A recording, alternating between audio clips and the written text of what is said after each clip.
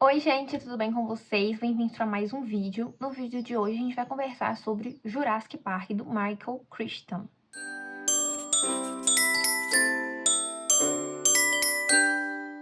Jurassic Park foi, assim, o primeiro livro, não vou dizer o primeiro livro, porque eu já li Frankenstein e esse livro ele tem muita ficção científica, mas um livro que fosse, assim, inteiramente sobre ficção científica, é a primeira vez que eu leio um, e eu acho que eu comecei muito bem, então já fica aí a dica pra você que nunca leu nada de ficção científica e tá procurando alguma coisa pra começar, começa pelo Jurassic Park, que vai ser sucesso, tá bom?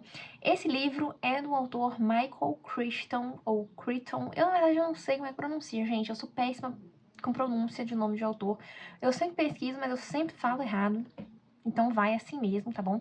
Então aqui a gente vai ter um livro de ficção científica, como o próprio nome diz, né, Jurassic, vai ter a temática dos dinossauros. Esse livro, eu duvido muito que vocês não saibam muito sobre a temática, porque afinal a gente tem uma adaptação muito famosa que virou uma franquia, a gente tem um monte de filme de Jurassic Park hoje em dia, mas o primeiro ali, os clássicos de Jurassic Park, né, foram com a direção do Steven Spielberg, né, que foi o mesmo diretor de ET e de outros filmes aí muito famosos, tá bom? Jurassic Park foi um livro lançado no ano de 1990 e, como eu disse, o autor é o Michael Crichton. E uma coisa interessante a se pontuar sobre o Michael é que ele fez medicina. Então, né, por ele ter tido essa formação, tem certas coisas com relação à genética, né, a biologia que os médicos estudam e que o Michael conhece, né?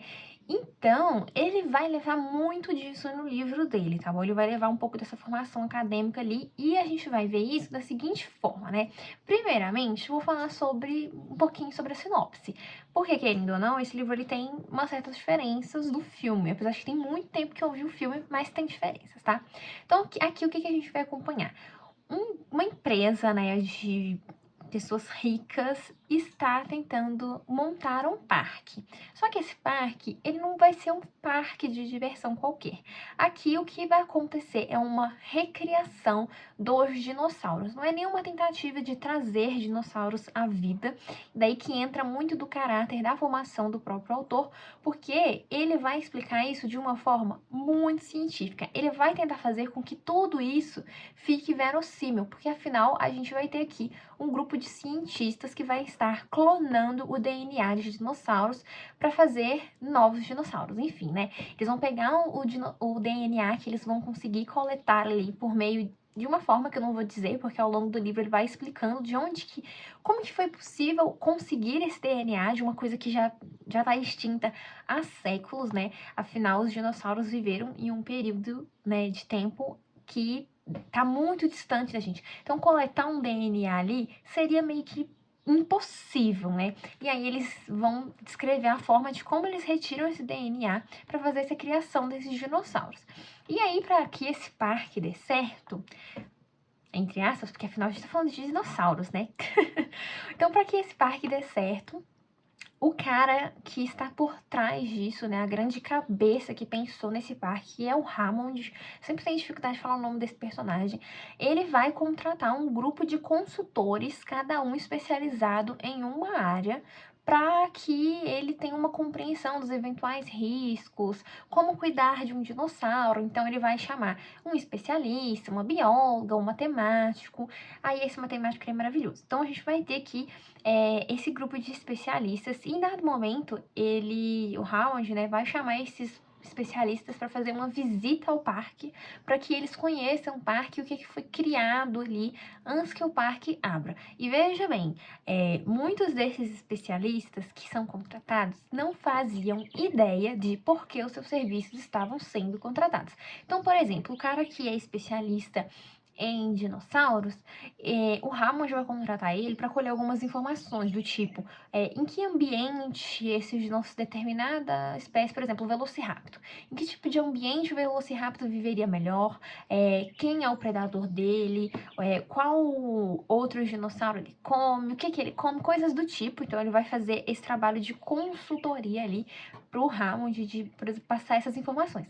Mas esse cara, ele não faz ideia do porquê que ele tá sendo contratado para isso. Ele não sabe que o Hammond está pretendendo recriar estes dinossauros. E o melhor de tudo foi que eu tô falando esse cara, esqueci de falar o nome dele, mas enfim, é o Dr. Alan Grant, que é o nosso especialista ali em dinossauro. Então, além dele, a gente também vai ter junto, né, esse matemático que é o Ian Malcolm. E o Ian, ele vai falar desde o começo que este parque está fadado ao fracasso. O Malcolm, ele é um matemático que baseia o seu estudo na teoria do caos. Então, quando o Hammond chega para ele e apresenta essa proposta, ele quer que o Eita! Gente, é porque Michael e Malcolm pra mim são muito parecidos, mas enfim. Ele quer que o Malcolm passe todas as estatísticas ali do que pode dar errado ali. Então, o Malcolm, baseado ali na sua teoria do caos, vai fazer todos os cálculos, montar todas as teorias e vai falar, olha, isso daqui vai dar errado. E ele vai apontando o porquê. E o interessante é que, ao longo dessa visita, porque o Malcolm, junto do Grant e a doutora Ellie Sattler, né, que é a nossa terceira especialista, eles vão fazer essa visita e ao longo dessa visita, o Malcolm, ele vai apontando diversas falhas ali dentro desse parque, de coisas que podem e acabam dando errado, né? Então, como eu disse, a gente vai ter o Dr. Grant, que é esse especialista em dinossauros, o Malcolm, que é o nosso matemático, e a Ellie Sattler, que, se eu não me engano, ela é bióloga, não sei se é bióloga, mas é alguma coisa nesse ramo aí, tá? E além deles, o Hammond vai fazer a cagada de levar os netos deles nesse passeio.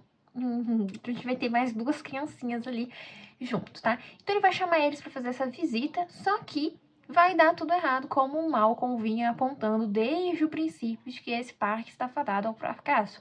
Porque afinal, a gente está falando de seres quais a gente não tem contato, que a gente não conhece nada. Beleza, a gente tem pessoas que estudam esses seres, como o Dr. Grant. Só que isso não é o suficiente para você prever o comportamento de um ser que está extinto há milhares de anos. E vale destacar que temos dinossauros que são carnívoros, dinossauros que, além de carnívoros, são carniceiros, que adoram fazer uma carnificina, como exemplo, os velociraptors. Então, vai acontecer o quê? O que vai rolar aqui neste parque, né? Alguns animais, de alguma forma, vão conseguir escapar e vão meio que tacar o terror ali em algumas ilhas vizinhas, tá? Esse livro, ele acontece, nessa ilha tá localizada aqui na América Latina, tá? Então, o livro, ele começa com esses dinossauros que fugiram atacando bebês numa ilha próxima.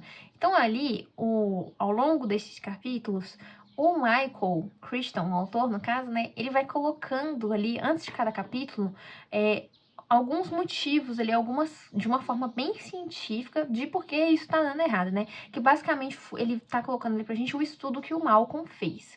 E aí o livro, ele começa a partir disso. E aí, quando esses personagens estão ali fazendo essa visita antes do parque abrir, vai acontecer um temporal, vai cair uma tempestade e vai acabar a luz.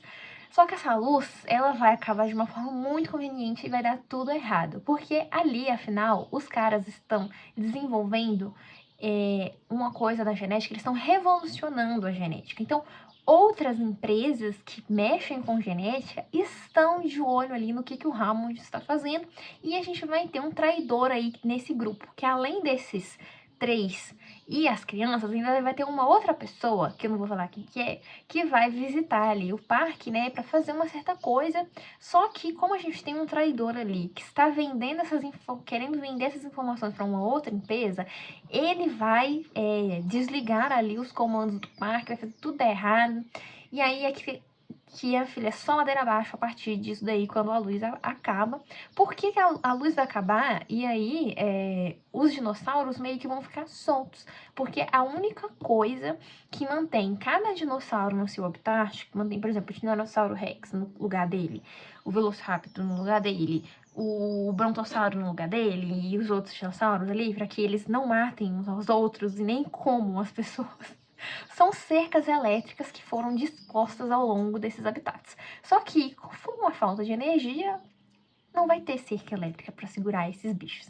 E aí o terror vai começar porque essa galera ficou presa justamente do lado de fora. E aí o livro todo vai ser essa tentativa desses personagens que ficaram presos do lado de fora com personagens, com dinossauros, entre eles carnívoros, dinossauros que soltam veneno, numa tentativa de voltar à central de controle para que eles ficam seguros e tentem falar com o continente. Porque além dessa questão, olha pra você ver como é que esse parque, ele vai numa cadeia de problemas que o Malcolm foi apontando ao longo, tipo assim, isso aqui não devia nem existir. Porque, além disso, ainda um grupo de Velociraptors filhotes entraram em um navio e esse navio está indo para uma outra ilha. E o Velociraptor, para quem não sabe, é um dos dinossauros mais perigosos que tem, porque ele é desses bem carniceiros, ele vê uma presa e ele automaticamente ataca. É bem difícil de escapar de um Velociraptor. Então, eles estão lutando contra o tempo. E também, né, numa tentativa de salvar a própria vida, dar um jeito de botar esse parque para funcionar e avisar aquele navio de que ele não pode atracar, porque tem dinossauros ali dentro. Gente, e por que esse livro ele é tão bom? E por que eu acho que ele é uma boa porta de entrada para quem nunca leu ficção científica? É justamente pelo fato do Michael, né, o autor, ele ir explicando tudo ao longo da narrativa. Então ele explica como que foi possível geneticamente fazer com que fosse possível criar novos dinossauros. Vai trazendo dados científicos, mas ele vai explicando esses dados. Eles não simplesmente jogam uma linguagem científica ali para uma pessoa leiga, que nem eu não entendo nada de ciência, não entendo nada de biologia, não entendo nada de genética, né? Então, para a pessoa que não compreende esses assuntos, que não está acostumada com esse gênero, fica muito fácil de entender e muito fácil de acompanhar. E fora essa coisa meio frenética que a gente vai ter aqui, deles tentando sobreviver a esse parque maluco de dinossauros à solta e tudo mais, e essa luta contra o tempo, porque o navio vai chegar lá a determinado horário. Então eles têm que chegar antes, para tentar fazer a luz voltar antes, voltar esse parque para funcionar, para entrar em contato ali com aquele navio. Então, o livro ele tem toda essa atmosfera, né, de uma coisa meio frenética, nessa luta pela sobrevivência, que faz com que a leitura vai ficando cada vez mais interessante. Porque, né, como eu disse, o Malcolm, que é o nosso matemático, e o meu personagem favorito, porque ele é o único sensato, o único que vê logo de cara como que isso aqui vai dar errado. Então ele é meu personagem favorito, ele vai apontando esses problemas, né? Então, em dado momento, eles descobrem, por exemplo, que os dinossauros, eles estão procriando, porque teoricamente, quando eles foram fazer a mudança genética, os cientistas por trás disso colocaram para que todos os dinossauros fossem fêmeas, porque assim eles não iam procriar e aí eles iam conseguir ter um controle desse parque. Só que adivinha, vai ter um erro ali, uma coisinha, uma questão de genética, porque quando eles foram... Ai, eu não posso falar isso, eu não sei se eu falo isso.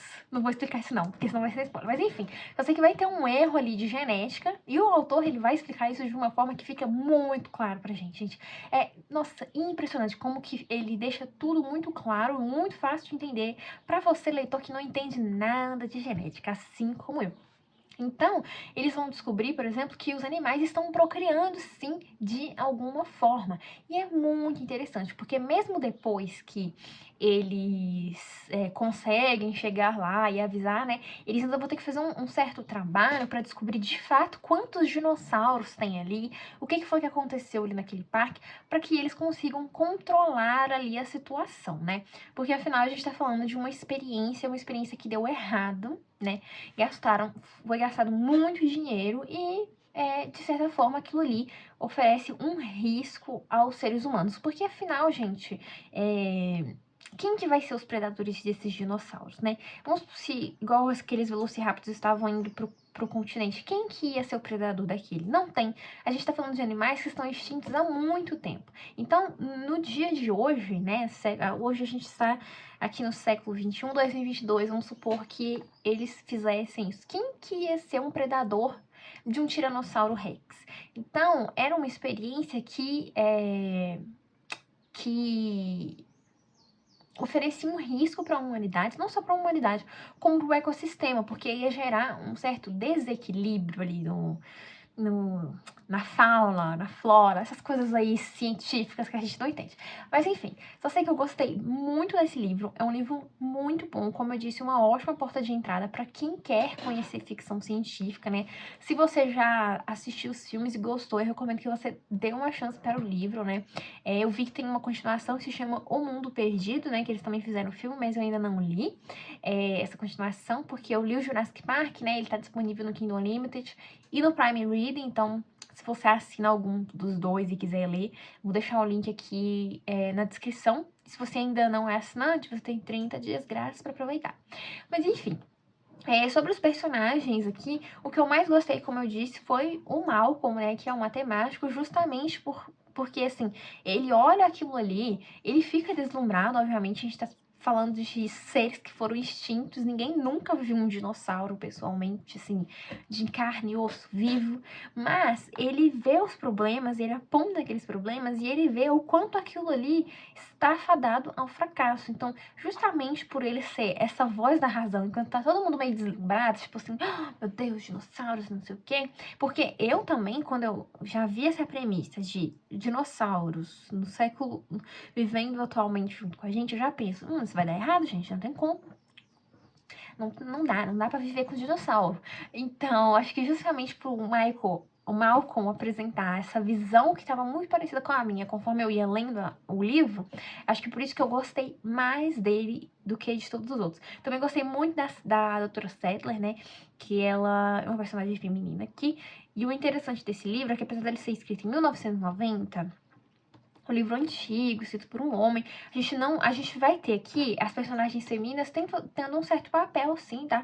A Sattler não vai ser aquela figura da mulher que precisa ser salva, o que é muito chato quando a gente pega pra ler alguns livros assim, sabe? Que tem umas narrativas meio assim, tipo, vai ter algum momento de perigo, e aí o mocinho vai salvar a mocinha, e aí no final eles vão ficar juntos. Então eu gostei porque aqui o autor não enfia um romance onde não precisa, ele não bota a doutora Sattler como uma pessoa inútil que vai estar ali só para ser salva, ela vai ter o seu papel ali nesse meio ali, sabe? Em dados momentos ela vai ser bem mais corajosa até que os próprios machos que tem aqui nesse filme, que os homens que tem aqui no livro.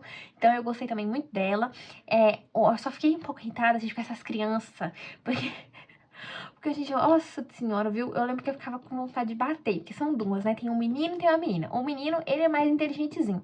Mas a menina, gente do céu, tem um Velociraptor ali na frente, a menina querendo gritar. Os caras fugindo do Tiranossauro Rex, a menina espirrando. Não consegue segurar um espirro, querendo chorar, querendo gritar. Então essas crianças me irritaram. Por que, Michael Crichton, você botou duas crianças aqui nesse meio? Enfim, né, era isso que eu tinha pra conversar com vocês sobre esse livro. Foi um livro que eu gostei muito de ler, né, pretendo ler mais coisas de ficção científica, aproveitar que tem vários lá no Kindle Unlimited, né, que eu consegui pegar por R$1,99 e vou pegar pra ler.